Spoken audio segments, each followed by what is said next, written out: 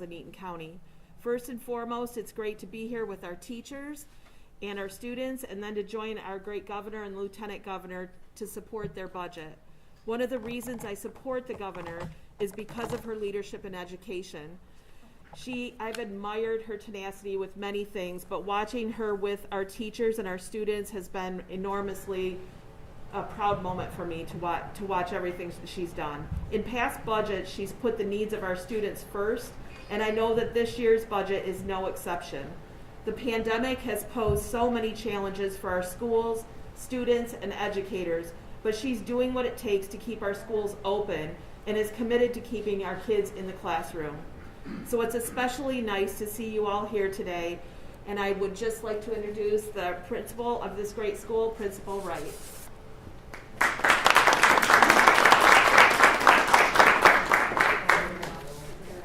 Hello, good afternoon. I am Ken Wright, principal here at Grand Ledge High School. I assume that everybody is here to volunteer to substitute teach in our classes for the rest of this week. So thank you very much. I appreciate that. While I'm joking, that unfortunately is a reality and an ongoing concern facing many schools and districts throughout the state. And I am very appreciative that our governor is very aware of this concern as well. I started my education career as a Grand Ledge school teacher in 2007, and it has been an absolute privilege to be part of this school, this district, and this community. Grand Ledge Public Schools is a community committed to excellence with a rich history of school spirit and community pride. The school district's nearly 1,000 staff deliver an exemplary academic curriculum, award-winning arts programs, and championship-level athletics to about 5,000 students who will be able to collaborate, communicate, and problem solve in a global, multicultural, and technological world. I am unable to articulate just how proud I am of the extra work and adjustments that all of our teaching and support staff have made over the last 2 years, especially with transitioning to virtual learning, then to a hybrid, and then back to in-person learning. I continue to be so proud and impressed by our students who have remained resilient through adversity and change. Our students are the ones who have helped us focus on what is important and remain positive. I've also really appreciated our families who support us and our students even through challenging times. As both an employee and a parent of students in Grand Ledge Public Schools, I am proud to be a Comet. Even with our pride and hard work, our schools need extra support, and we are grateful for a budget reflecting the ability for us to put students first by making sure schools have the resources to support students and avoid barriers to success. I look to continue making Grand Ledge High School a safe and supportive learning environment for all of our students. Thank you very much, and I now would like to introduce Dr. Diana Wheatley.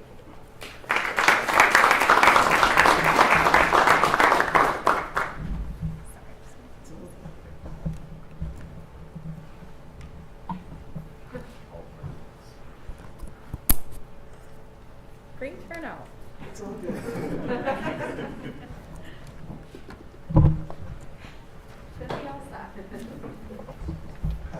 And the spot that I have to work in gets smaller still. But that's cool. Good morning, and thank you so much for being here. And a special thank you to Governor Whitmer for her years and decades of support of school initiatives, especially in the area of school mental health, and the access to sustainable programs for mental health services through the school-employed mental health services workforce. I'm Diana Wheatley, and I am a school social worker in Macomb County, and I'm here to tell you that the need has never been greater for the services that are required to help the emotional well-being of every single student in our buildings. Not a day goes by that I'm not talking to the principal or the teachers or other social workers or the school counselor about students that are in emotional distress. And as a member of the MASSW, the Michigan Association for School Social Workers, I hear from my brothers and sisters in service, and we talk about the difficulties of our scrambling to meet the needs of students in multiple buildings or across large geographic regions. Some of our dearest students can't see a social worker or any mental health professional that is a school-based professional at least once a week. It's that dire at this point. So we appreciate the reinvestment that is possible through her budget proposals for the reactivation and expansion of school-based mental health services and access to programs for all students. As a school social worker, we work throughout the entire range of multiple tiers of support to collaborate with principals and counselors and teachers, the lunch ladies, the school bus drivers, to help create an environment where all students feel safe as part of their experience in school, because we know that distressed brains don't learn very well. And I'm so proud and pleased that the MASSW recognized the commitment and the continued commitment of Governor Whitmer to these principles of helping students, especially with their emotional concerns, because we all understand that mental health is part of student success. And with that being said, I just want to say thank you so much for these budget proposals. We'll work with you, along with my colleagues who are school social workers and school counselors, to help create a tradition of support that helps all children in Michigan be academically and personally successful. I'd like to take a moment now and introduce our next speaker, Amy Montgomery.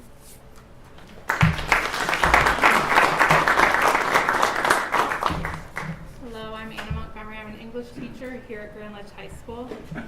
My husband's an elementary teacher as well. Together, we've both been teaching 19 years.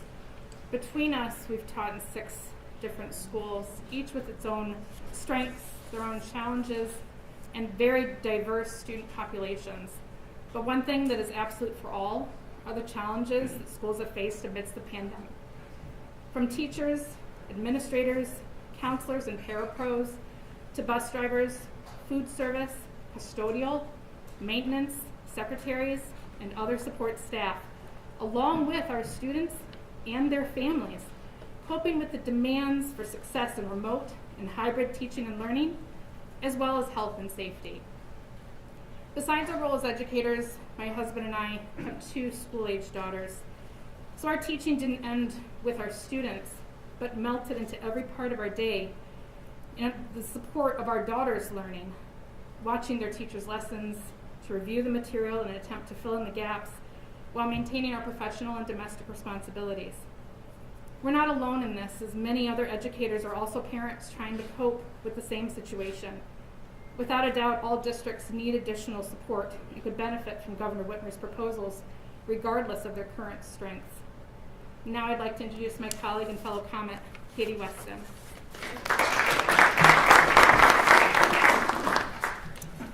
Hello, I'm a veteran teacher, having taught nearly 20 years here at Grand Ledge High School.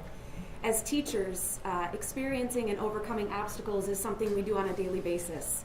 However, the challenges we've faced throughout the pandemic have undoubtedly been some of the toughest to navigate.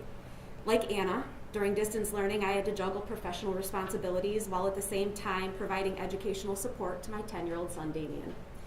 And as all of you who had to do the same know, this was no easy task. As co-chair of our school's math department, I also experienced firsthand the difficulties in hiring new qualified teachers. It took the first 4 months of this school year to fill 3 vacancies, while members of our department took on these additional students, making class sizes increase.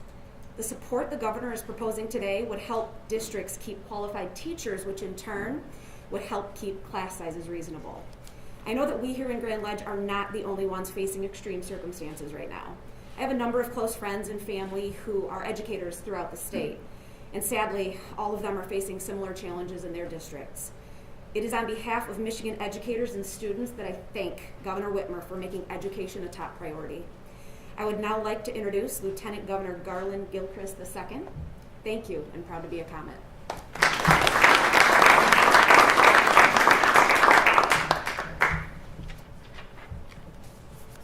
I want to mess y'all microphones up. All right, good afternoon. This is a really important day, a really momentous one. And I want to start by offering gratitude and acknowledgement, first and foremost, to the community of Grand Ledge, to the education professionals who are here presently and who are represented here at this event, at this moment. The educators, the school staff, the support staff, the parapros, everyone who's here today and who does the work every single day to support our families and our youngest Michiganders, to position them to be their best selves. I want to thank on our team, our budget director, Director Chris Harkins. Thank you for your leadership and to really helping to run a team to put together this amazing set of investments in the present and the future of the state of Michigan.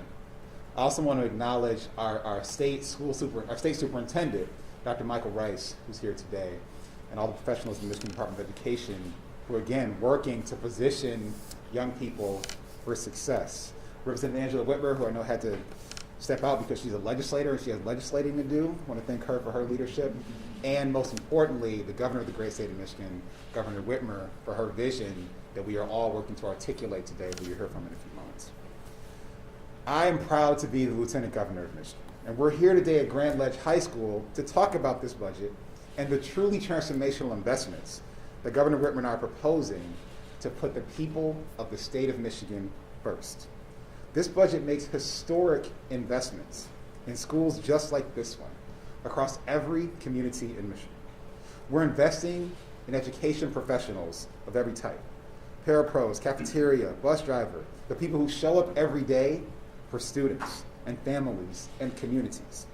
We're helping schools like Grand Ledge Public School System attract and retain the talented education professionals that they need to put our education system in Michigan in the lead in the nation, rather than trying to catch up. We're proposing a historic level of per pupil education funding that will support every aspect of our students' educational experience, from better textbooks, stronger equipment, to more advanced placement and STEM classes to help them achieve and learn 21st century skills so they can lead in the 21st century economy. As Lieutenant Governor, I can't begin to articulate all of the aspects of this budget that I am super, super proud of. But I do want to speak to this as a parent. Look, I want what's best for my children. And these last couple of years have placed a heavy burden on all of us. We've all carried it differently. I have a 2-year-old baby girl, and I have twin third graders. And you know, third graders ask a lot of questions. And they have asked more questions than usual in this last couple of years because, you know, they and their classmates, they have experienced so much. They've struggled. They've all experienced some form of trauma in their own way. And as a parent, I've said, I don't know, more than I ever thought I would have to say to my children, because parents are supposed to have answers for their kids. But my wife and I, like all other parents, like we're trying to do the best. My kids are in school in Detroit public schools. They've had to struggle with virtual learning. And it's been hard, particularly on my son. But I want them to feel like their education is being supported at every level by every person. That they can go to a school where they'll be safe, that they'll have access to the resources that they need to thrive. I want them to have an education that will challenge them and pull the promise and potential from them to shape them into smart and compassionate young adults and Michiganders. And Governor Whitmer and I know that parents across Michigan share these values. This budget speaks to those values directly.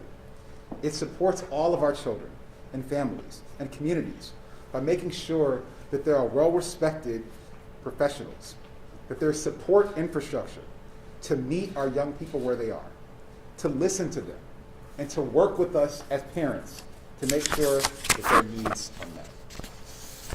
Governor Whitmer and I are proposing these investments because right now we have a once-in-a-generation opportunity to move our state forward, to support our students, to support teachers and other education professionals, to support parents and families and communities.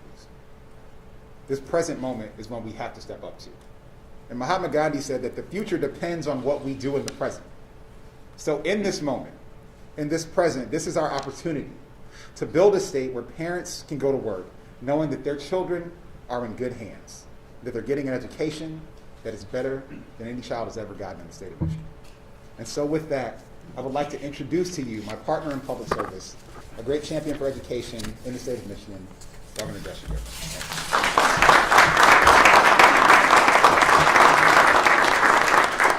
All right. right, thank you everybody. I'm so happy to be here and I'm so excited about this budget that we just introduced. And I'm going to keep my mask on. We're in Grand Ledge schools and that's the policy. I'm going to follow the policy to keep everyone safe and set a good example, right? So, but you should know I am smiling under this mask because there's so much good. We are on the precipice of really being able to make some long overdue investments in our state. And you know, when COVID started, our experts were projecting a $3 billion deficit. We were looking down, you know, the cave of thinking we're going to have to cut 30% of our budget. We've turned that around. Thanks to partnership from the federal government, thanks to good management through the crisis, we now have a $7 billion surplus. And it's time to make investments that are long overdue. And that's what this budget does. So today I'm here to run through some of the highlights of the budget. I'm joined by our state budget director, Chris Harkins, who just presented the budget to the legislature. He was drinking out of a mug that said, "I love spreadsheets." So when we get to all the math questions, you know he's coming up here with me. But let's start. So this budget that we wrote was driven by and informed by the people of Michigan. I've been engaging with people across our state. It's looked a little different than it usually does because we've had to be careful with COVID. But whether it's a small group of farmers in Midland County, or it is teachers in Kent County, or it is Republicans in Eaton County, yes, I even have those conversations because it's important that this budget reflects Michigan values. Not one party's values, but the values of our state. And so this budget really puts Michiganders first. It delivers on issues that matter most to families. It is balanced, and it even makes a deposit into our rainy day fund to show we are being fiscally responsible. We got to make sure that that is a part of what this budget does as well. I'm proud that it does. And we make these investments without raising 1 cent in new taxes. It cuts taxes, actually, when you think about senior citizens and working families. Budgets are not just a sheet of numbers, they're a statement of your values. And where you invest is what you really value in life. So this budget makes our values clear. Students belong in school, and our educators need and deserve more respect and more resources to help our kids succeed. Taxes need to be more fair for our seniors and for working people. Every community needs safe, reliable infrastructure. I can tell they're changing classes right now. I love it. I love all the... Every Michigander deserves opportunity and a chance to get ahead. And every family should feel safe on the streets and secure in their homes. The budget I'm proposing will help us build a strong, growing economy. Together we can power our small businesses, invest in our communities, and expand opportunities for every Michigander. So first I want to talk about education. I bet you suspected that might be the case considering our venue, but we wanted to focus on education first. The proposals in this budget were driven by conversations I've had with parents and educators and experts. They were informed by my perspective as a mom and the Lieutenant Governor's perspective as a dad. We know that in order to help our kids catch up and get on track for long-term success, we got to be really strategic in how we support them. And I'm proud of what we're proposing. So this budget puts Michigan students first. It will, 1, make our schools safer, 2, help our students catch up, 3, support our teachers, and 4, ensure that every kid can go back to just being a kid. All the stress of the last 2 years, let's help them focus on their academics and their social skills and their deductive reasoning skills and things we want our kids to have carefree, but the support they need. To make our schools safer, we're putting $1 billion, that's with a B, $1 billion into school infrastructure. Now these are funds that can be used over several years on new construction or renovations. Schools across Michigan will be able to invest in facilities for kids to learn math, science, computer science, and technology. They can improve air and water quality and build or refurbish classrooms and common areas. This $1 billion investment will also create good paying construction jobs for Michiganders. And while we're making structural improvements, let's also deliver safety grants to help schools prevent violence, train staff, and keep our schools safe. To help our students, I'm proposing the highest per student funding ever. Again, we're not raising taxes to deliver on this. That means $9,135 for every student in every district to improve their classroom experience. It means more personalized learning, new textbooks and equipment, and more extracurriculars, AP and honors courses as well. On top of the highest ever funding per every child, we are offering enhanced support for special education, for economically disadvantaged students, for rural districts, and for English language learners. We're also growing our career and tech education so that we can put young Michiganders on paths to good paying skills that get them into good paying jobs. So to support our teachers, and thank you to our teachers and our social workers. They were a little nervous about this, which just shocked me because most of us would be nervous to show up and do what they do every single day. So we're proposing a bold investment to help keep outstanding staff we have and to recruit the next generation of educators. It's a tough time to work in schools. Staff shortages, quarantine, increased trauma, and learning loss make their jobs even more difficult. So I'm grateful to every school staffer who shows up for our kids. To recognize their work and to encourage them to stick with our kids, I'm proposing a $2,000 bonus for every school employee this fall. That's teachers and aides and parapros and custodians and administration, bus drivers, cafeteria workers, and all the other people you can think of that maybe I forgot to name. This is about everyone who shows up for our kids. And if they come back in 2023, another $2,000 bonus. And I know it's exceptionally difficult to hire certified staff right now, from teachers to mental health professionals and more. It takes time to train qualified staff. And that's why I'm proposing additional bonuses for teachers and certified staff like social worker or school social workers and nurses that stick with their districts through fall of 2025. Those who stay for 4 years can earn $11,000 in bonuses. It's so overdue, and I'm excited to be able to do that. So let's also fund educator fellowships, stipends for student teachers, and help districts hire and train 10,000 more teachers. Parents know that the person in front of their kid's classroom matters. We want to recruit and retain top-notch educators for every classroom in Michigan. Now, to ensure that our kids can be kids, I'm proposing some bold investments in mental health supports. The last few years have been particularly hard on our youngest Michiganders, and I know we all say kids are resilient, and they are. They absolutely are. But there's no question that they have felt the strain and pressure of the last 2 years, and they're going to carry it with them. Let's hire hundreds more on-campus mental health professionals and open 40 school-based health clinics that serve the health needs of 20,000 students. Let's expand access to affordable before and after school programming so our kids have safe spaces to go outside the school day. These plans sound big because they are. We've got to meet this moment for our kids, and I know we work together and keep them at the center of our work. We can do this together. Now I want to talk about the economy. All right. Let's talk about how we can grow our economy by cutting taxes and lowering costs, empowering Michigan's economic development, and putting more Michiganders on paths to good-paying jobs. In my State of the State, I proposed 2 tax cuts to put more money in people's pockets. For our seniors, I have been working to roll back the retirement tax. I say let's make 22 the year we actually get it done. This will save 500,000 households an average of $1,000 a year, and that's a lot of money if you've worked hard, played by the rules, and retired after a lifetime of work.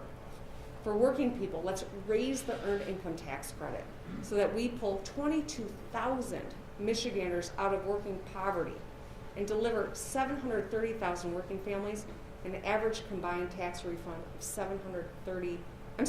of $3,000. Whoa, I almost overpromised. In addition to cutting taxes, let's lower the cost of electric vehicles so that more Michiganders can participate in the transition that's happening. We all saw that phenomenal investment General Motors announced here. We're going to benefit from it across the state. But when we make electric vehicles affordable for Michiganders, we all save money and we all participate in this changing economy. So I proposed $2,500 rebate, $2,000 toward the car, $500 toward the cost of in-home charging equipment. When you add this onto the federal tax policy, it's $10,000 off of the cost of an electric vehicle. So I say it's time to get it done. I want to acknowledge one more thing. When we increase the earned income tax credit, it helps 1 million children. 1 million children are in homes that benefit when we increase the earned income tax credit. It's half the kids in Michigan. It's another way we support our kids and our working families. Okay, so to grow our economy, we can build on the bipartisan progress that we made at the end of last year that helped us land that $7 billion investment from General Motors and save 1,000 jobs and create 4,000 more. So I'm proposing additional resources for our Economic Development Fund so we can land additional transformational projects and create thousands more jobs. We've shown the world Michigan has what it takes to win. We got to keep winning. So using federal funds to invest in our startup ecosystem, delivering grants directly to small businesses, and helping keep our main streets alive are other components to making sure we build an economy to last and creates opportunity for everyone. And finally, to put more Michiganders on paths to good paying jobs, let's expand some of the successful programs that we've already built. Things like the Michigan Reconnect. This was a program that was established to put people who are older than 25 or up on a tuition-free path to enhance their skill set at low or no cost. I say it's time for us to expand workforce training programs, increase slots for pre-apprentice programs, remove employment barriers for low-income Michiganders, and set up a jobs court, which is an innovative program spearheaded by our Attorney General Dana Nessel and Lieutenant Governor Garland Gilchrist, which offers nonviolent, low-level offenders jobs with local partnering businesses. And also, let's deliver bonuses to our police, our firefighters, our frontline employees, including grocery store workers, servers, and more. This is how we build an economy that will continue to grow and support a high-quality life here in Michigan. Now let's talk about infrastructure. No one's surprised that I'm going to talk about infrastructure, right? Well, we're going to talk about fixing the dams and roads. Since I took office, Michigan has repaired, rebuilt, or rehabilitated over 13,000 lane miles and over 900 bridges in every part of our state, putting 82,000 people to work doing it. We've made progress, but there's still a lot more to do. So we will be receiving billions over the next 5 years from the Infrastructure Investment and Jobs Act, known as the Bipartisan Infrastructure Plan. I set up the Michigan Infrastructure Office to help coordinate these dollars, and I know that together we can invest in key projects and uplift local communities and economies. This year, let's invest $6.3 billion into state and local roads, bridges, airports, transit, and rail systems. This would be the largest transportation budget in Michigan history. That's $1 billion more than last year because we've got federal resources and help. We're going to help support tens of thousands of good-paying construction jobs that earn prevailing wage. And while we're at it, we need to use those federal funds to install more electric vehicle chargers across the state and improve the thing that we all love, our state parks and our local parks. My budget will make substantial investments in water infrastructure as well. We can be better prepared for these 500-year flooding events that we have see more and more regularly and prevent freeway flooding like we saw last summer. We can enhance our generators at water pumping stations to keep roads clear and clean up contaminated sites and communities historically impacted by industrial runoff and construction. And let's use funds to build the Michigan Clean Water Plan and protect safe drinking water for families, replace more lead service lines, and increase the number of people with structurally sound homes with safe and clean water. This is infrastructure. All right, let's move into healthy communities. I know I'm rolling fast through it, but there's so much good stuff here. So my budget also invests in the health of families and communities. We can improve access to dental services for the 3 million Michiganders covered by Medicaid and Healthy Michigan plans. This lowers the risk of long-term health conditions, prevents life-threatening infections, alleviates persistent pain, and helps people succeed at work and school to be safer and more comfortable. It is critical to overall health. Let's build a new state psychiatric complex and expand access to behavioral health services by boosting capacity and forgiving student loans so we can get more mental health professionals on the front line. And let's raise wages for our nursing home workers. Let's improve our food banks statewide, and let's make bigger investments in our child welfare system. And safe communities. This is something that every one of us deserves, and this budget makes a huge investment in protecting public safety by funding local governments so that we can help them hire more local police officers, firefighters, EMS, and more.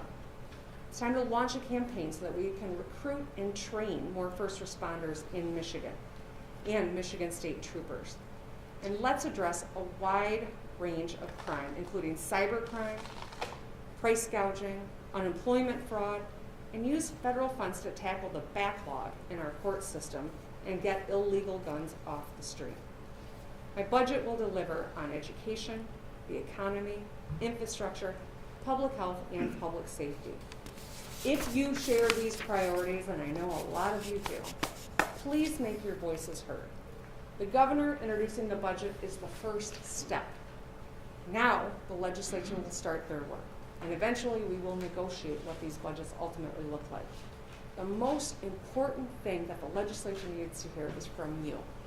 What do you think about this budget? I hope you like it.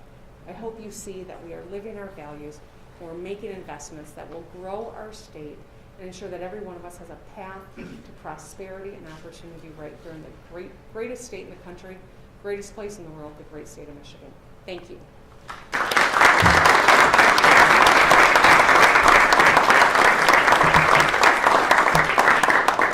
And now I'm going to ask my budget director to join me with his Mr. Rogers socks. I love him so much.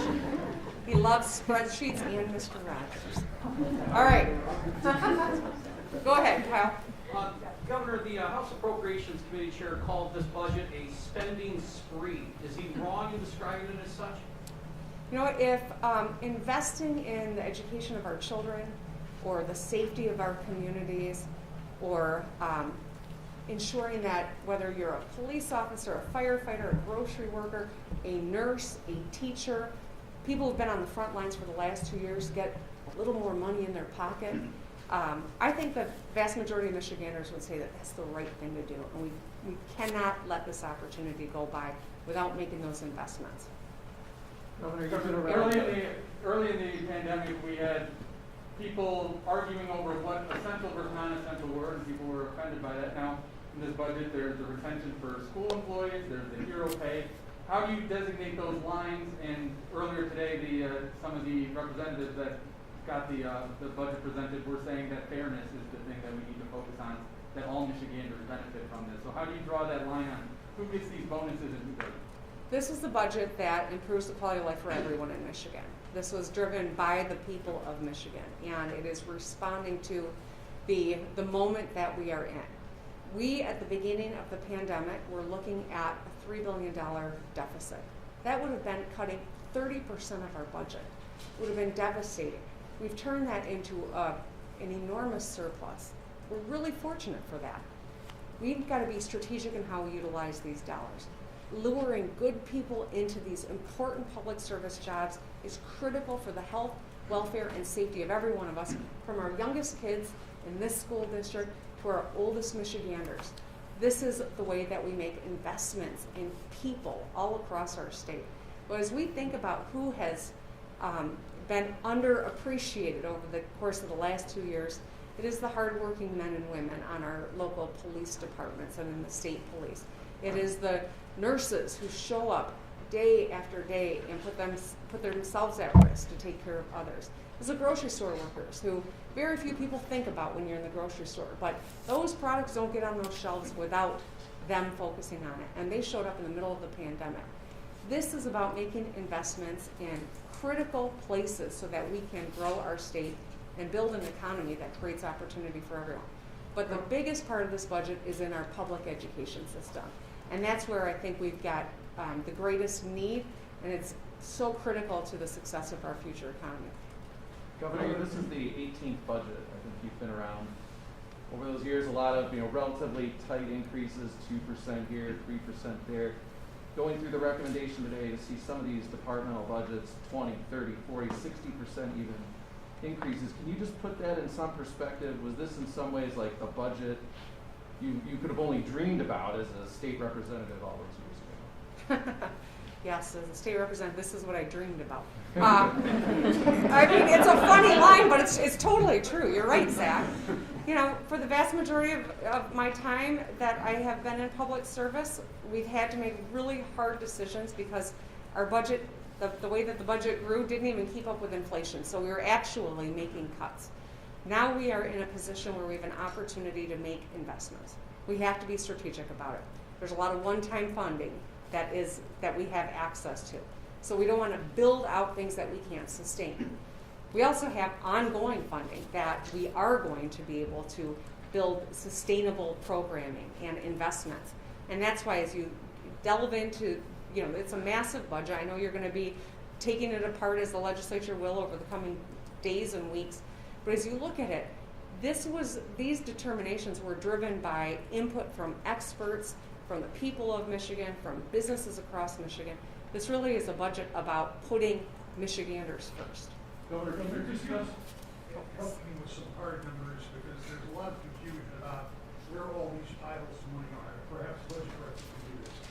Can you look at the overall number of what you proposed, what the school aid fund looks like, and after that, how much stimulus money, how much federal money is left over?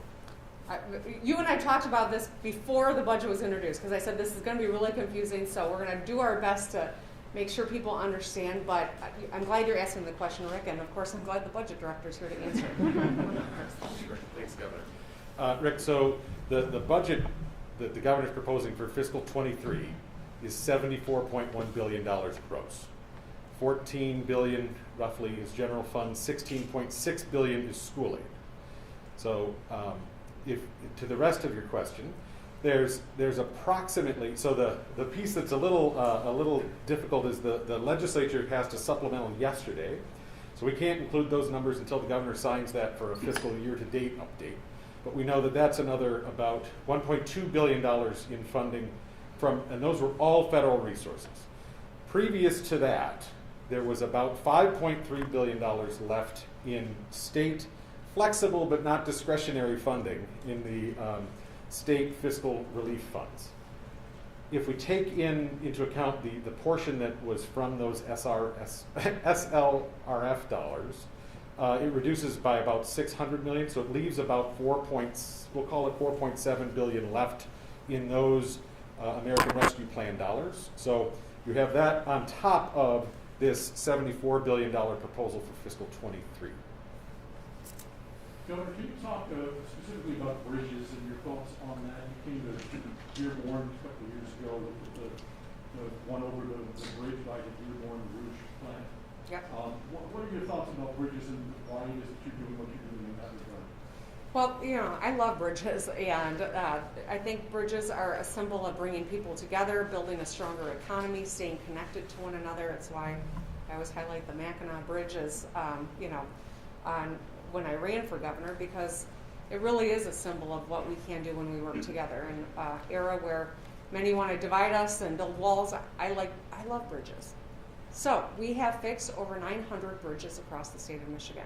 We've got a lot more work to do. The Miller Road Bridge outside of the Rouge plant is one that I think you were there with me when we were standing there and a picture was taken and there was a school bus that was crossing.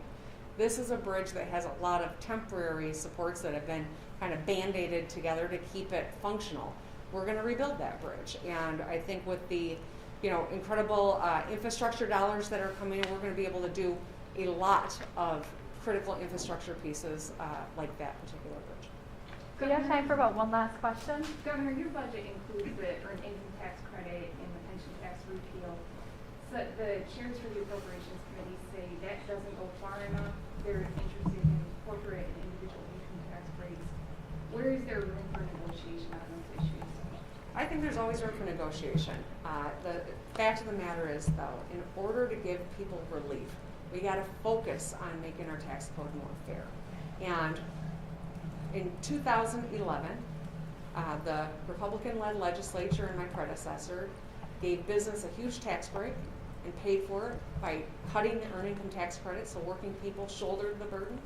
They cut school funding so that our kids shouldered some of that burden, and they started taxing retirees.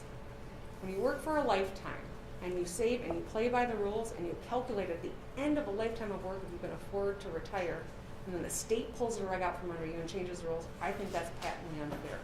And there are a lot of seniors in our state that have had to try to figure out how to take some odd jobs just to keep their head above water. It's wrong.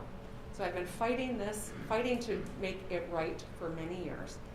In this budget, we can do it. We can afford to make our tax code right. We can make an investment in our schools. We can make an investment in working families so their earned income tax credit, increasing that.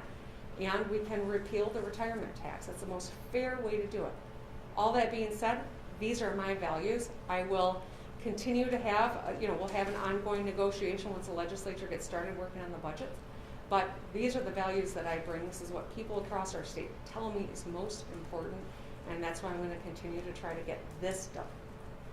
Thanks, guys. One quick follow-up on that. Does the administration believe that the ARPA law does allow the state to use that money to make tax cuts? I mean, as written, there's a provision in there that says the state can't do tax cuts using ARPA, but it seems like some other states are finding ways around that. So as you saw the budget director look at me when he said we have flexibility but not discretion. This is the common refrain he tells all legislators as they want to expend federal dollars in ways that they're not allowed to. We have studied the law. I think that it reflects our understanding of what we can do is absolutely reflected in this budget. And I'll ask the budget director if he's got any final words on that, and then we'll have to end this.